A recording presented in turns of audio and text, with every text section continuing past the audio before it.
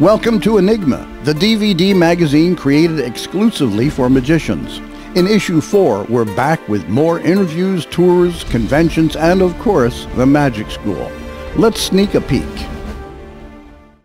But I'll tell you a strange thing about the spirit cabinet. It's the portable, collapsible one. You can roll it up and carry it under your arm. Right. The one I saw you do was a tent or surrounded tent.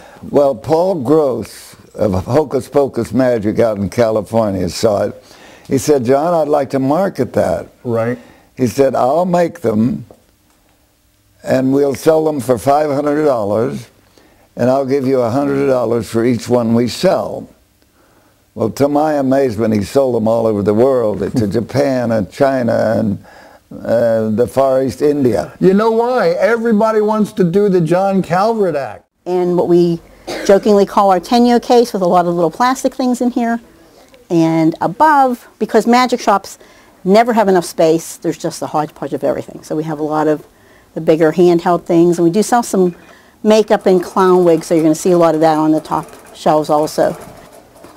We have showcases from every business, I think, that ever went out of business, so they're all different heights and sizes.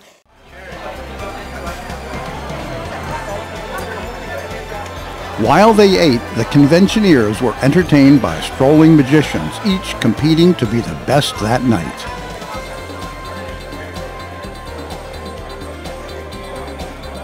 After applause determined the winner of the Strolling Magician contest, the Friday night cabaret gave everyone a chance to see what they really were here for: magic.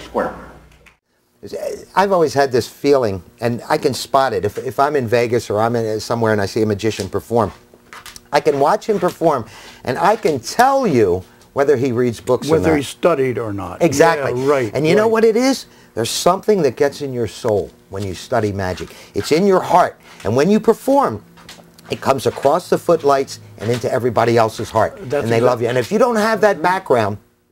Here's a control of one card through a shuffle. The King of Hearts is placed right here. I'll just do it once. You know, I can sit here and mix these cards up all day, but the amazing thing about them is they actually have the ability to stay in one position. Now, that was a bit advanced version on the overhand shuffle because there's one extra move in there that my mentor John Quine showed to me. There's an injection mold right here in the press. And that injection mold has a male and a female cavity, kind of that fits together. And the areas in between, that space gets filled up with that plastic. It's then allowed to harden. Once it hardens, the mold splits apart and the part is ejected out of the tool. But not only plastic, we deal with printed stuff. These are sheets that are going to be made into the Royal Fun Coloring Book. Everybody's familiar with the Fun Coloring Book. And Houdini spent about $20,000 to get this plot installed here in this cemetery, Machpelah Cemetery.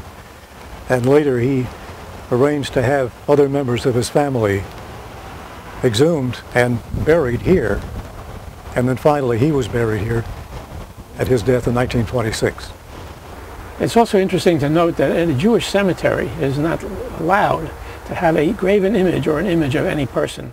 I collect dove pens. My big one has been barred. It's a dog pen. Somebody had to produce a dog, so. And then the littlest one I ever found, a little candy pan.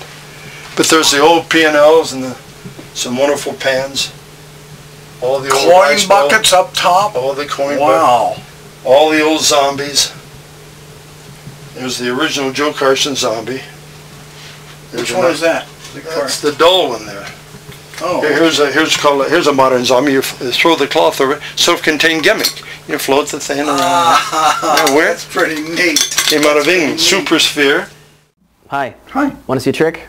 Say yes. Yes. Okay. Stick out your hands like so. A little higher. I'm vertically challenged. Okay. Watch closely. Okay. Look, look. Look. Oh, I forgot to say, ooh. Thanks for the fabricated enthusiasm.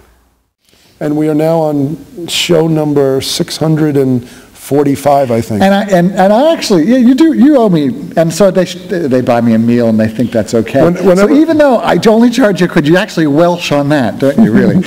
Well, you have to drink it, is the deal. I saw a magician just last week. I said, how did you do that trick? He said, what trick? I said, the trick would take 1, 2, 3, 4, 5, 6 cards. And you throw away the 1, the 2, the 3 cards, and you still end up with 1, 2, 3, 4, 5, 6 cards. Don't patronize me. You can find out even more at our website, so check us out. Enigma, the DVD, covering magic from every angle.